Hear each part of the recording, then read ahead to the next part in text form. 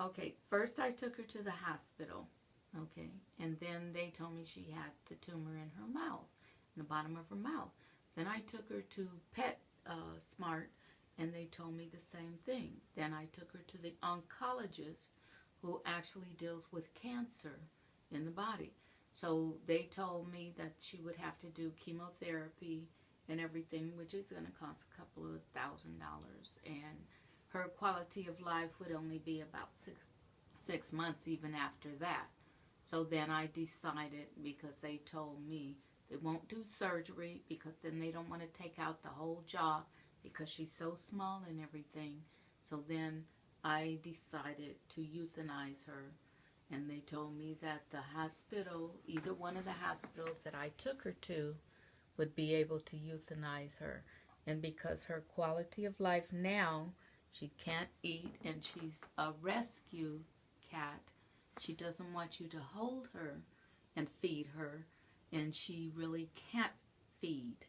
So all she's doing, she does eat her little snacks every once in a while when she really is hungry, but basically they said she'll starve to death. And she's getting to that point. Yeah, and I think, and yes. And Talk about her tongue, what happened? Well, because of the cancer on the bottom of her palate there, that's what happens with her tongue. She has no control. The cancer is probably in the back of her throat, which actually controls everything from your eye, ear, nose, and throat. And she's lost so much weight from that. So that's the other reason why, she is starving to death. And instead of her suffering, then that's what is really best for her, is to euthanize her so she won't have to suffer anymore. Oh, I'm going to miss her. Because every day when my mother would come home from work, she would go to the den and notice that the car was pulling up in the driveway. Mm-hmm. And she would always look out the window like, oh, my mom is here. Mm-hmm. And she Memories. stopped doing that. Yes, and she stopped doing that. And that's why you can tell. And how long have we had her? Or how long have you had her? Over 10 years. So I don't know exactly because I can't remember, but she was a rescue. Talk about how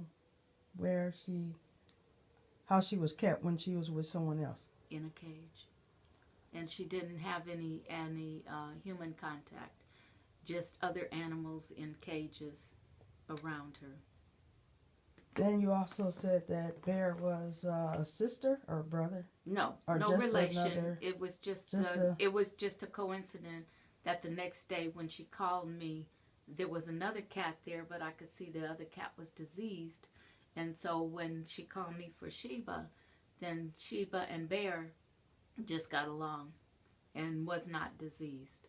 Mm-hmm. And so even though this is a rescue cat and Bear was not a rescue cat and very affectionate and was a people person, then they were both in the same cage when I picked them up, and they got along real good. And my mother had the other cat for how long before that one passed away? Just under 8 years, about 8 years.